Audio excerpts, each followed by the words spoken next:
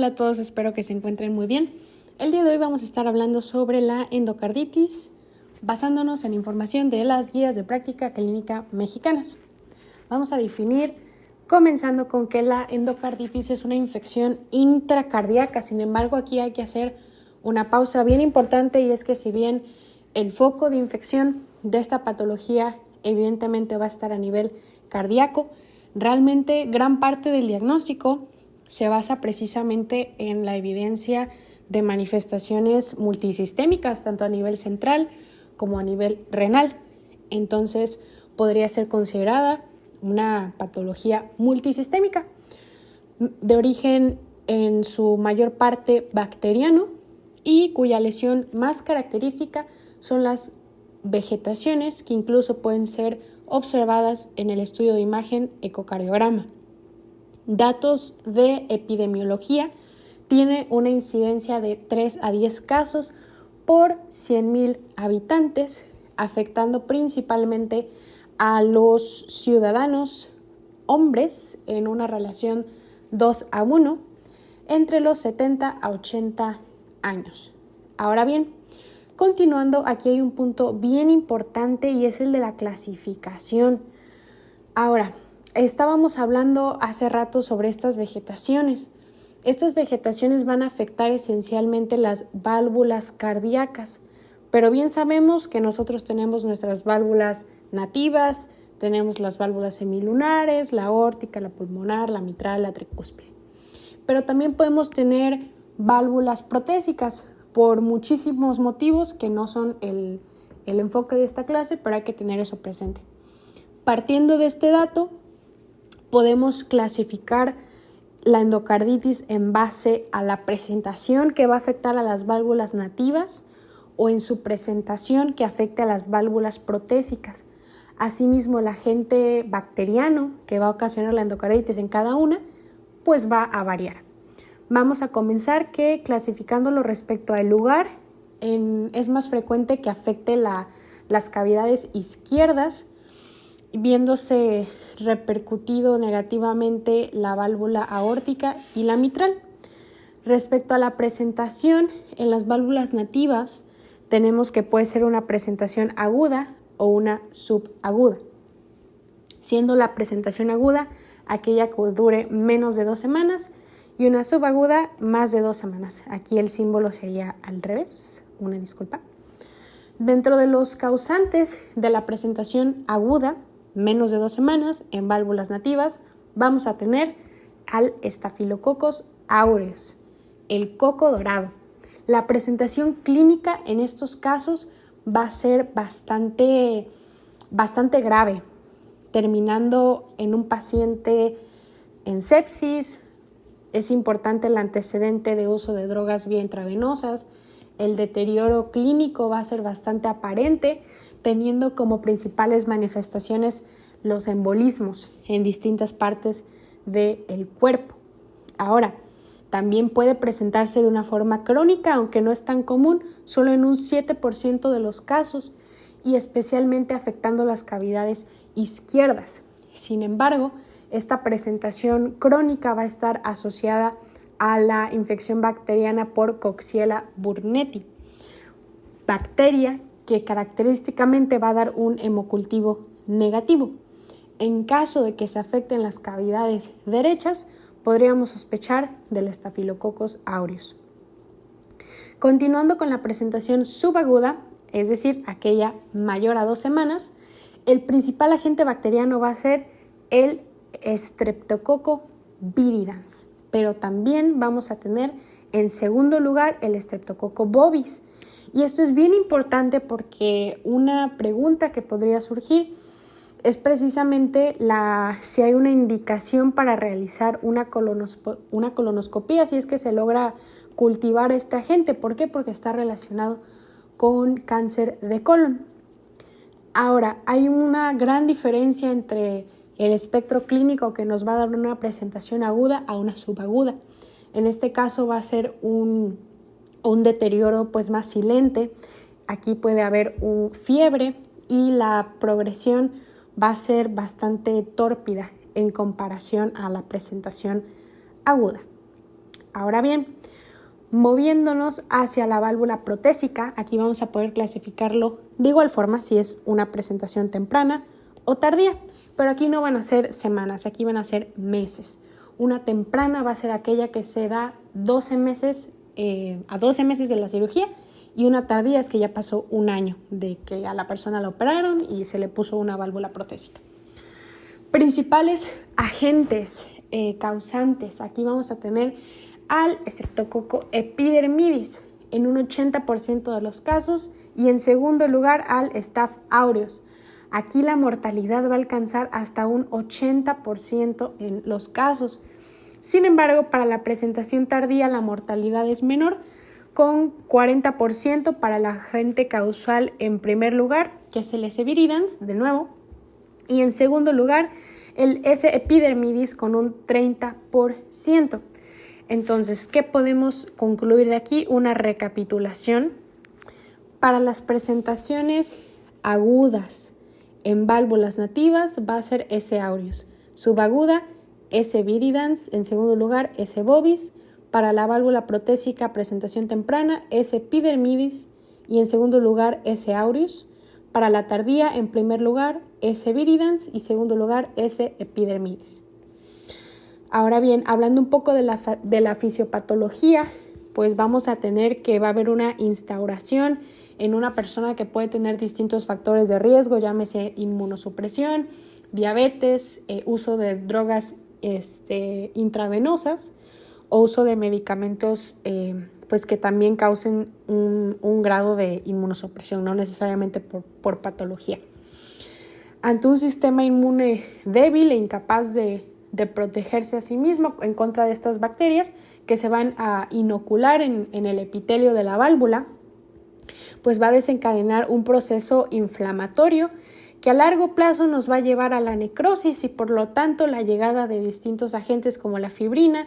Esto nos va a llevar a una agregación plaquetaria, a la formación de trombos, y estos trombos, una vez que se alojan en esa válvula, tienen todo el derecho para viajar en nuestro cuerpo.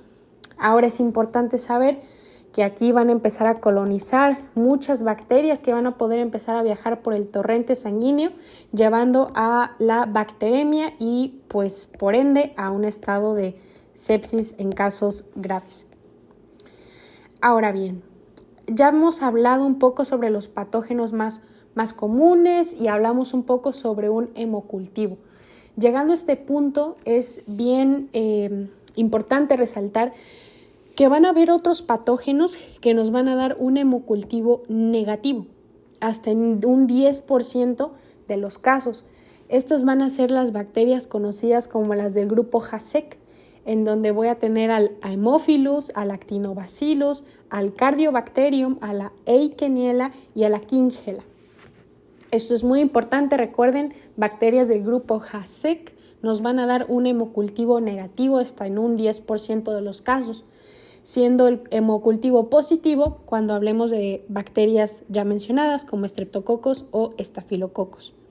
Ahora, ¿qué se hace en estos casos cuando un hemocultivo da negativo? Bueno, aquí la guía menciona que se podría considerar estudios más específicos como PCR y serología. Ahora bien, ya mencionamos algunos cuantos factores de riesgo, sin embargo, que no es considerado un factor de riesgo para desarrollar endocarditis, una cardiopatía con ostium secundum, una cirugía de revascularización, la colocación de stents o soplos fisiológicos.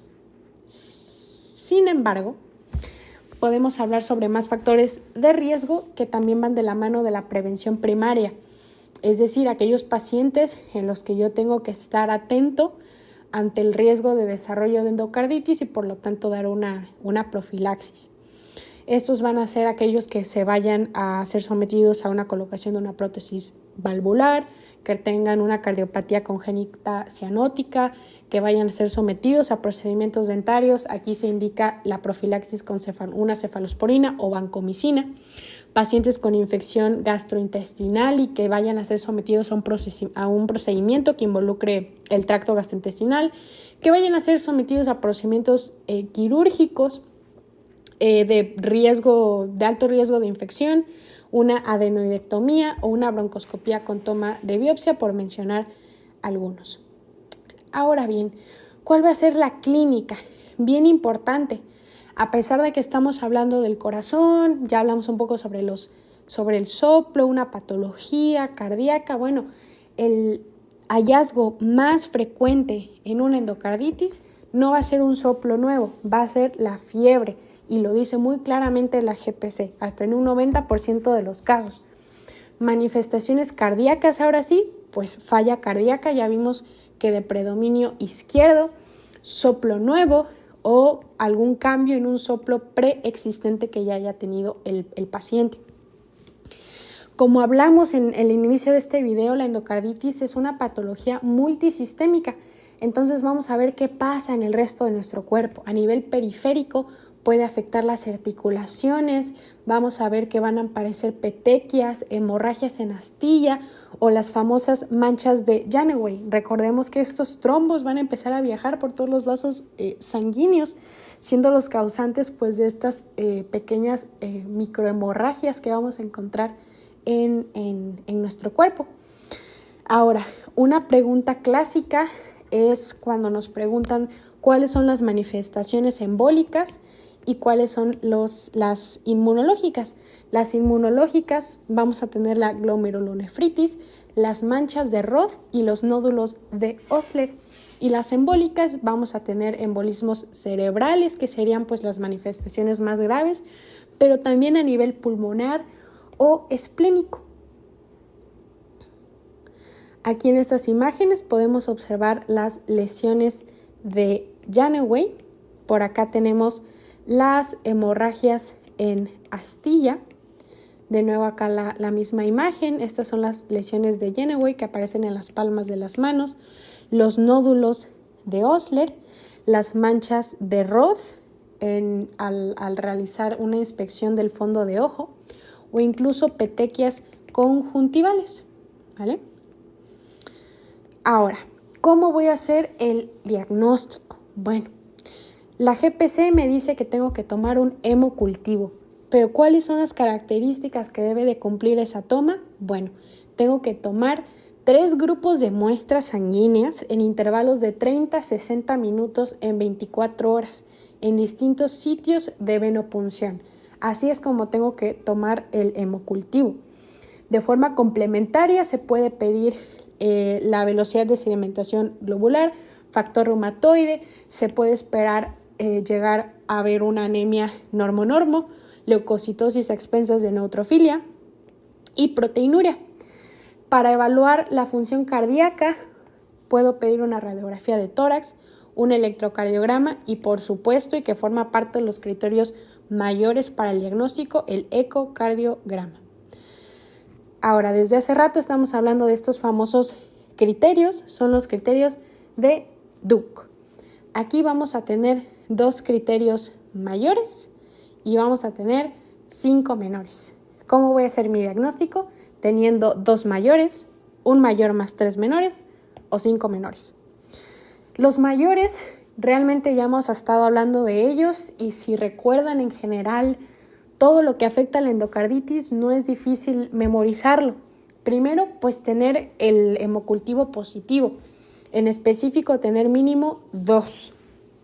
De ahí el punto número 2 sería la evidencia de afectación endocárdica, ya sea con la imagen de una vegetación en el ecocardiograma o que yo haya diagnosticado una insuficiencia valvular nueva. ¿Cuáles son los criterios menores? Antecedentes de cardiopatías cianógenas, uso de drogas intravenosas, pacientes que hayan tenido procedimientos dentales para los cuales no se dio adecuada profilaxis y las cosas que hemos estado mencionando. Los émbolos, es decir, las manifestaciones que ya hemos estado hablando, ver los nódulos de Osler, la hemorragia, las lesiones de Janeway, las manchas de Roth. De ahí fenómenos inmunológicos, también ya los mencionamos. Fiebre, que ya hablamos que es lo más común, lo más frecuente que va a aparecer en el paciente. Fiebre de origen desconocido, mayor a 38 grados. O un hemocultivo sugestivo para bacterias que son frecuentemente causantes de la endocarditis, como ya lo vimos, Staph aureus, viridans, enterococos, entre más. Y bueno, aquí tienen los parámetros para los cuales las combinaciones que tengo que tener para poder hacer el diagnóstico de endocarditis. Ahora, así como tenemos puntos bien específicos para el diagnóstico, así los tenemos para el tratamiento y tenemos que aprenderlo de memoria.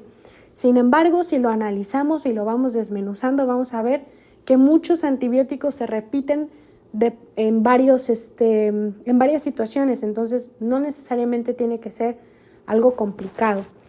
Observemos que aquí el tratamiento va a estar dividido en aquel que voy a dar de forma empírica y aquel que voy a estar dando ya cuando yo tengo identificado que el causante es un Streptococcus, un Staphylococcus, un Enterococo.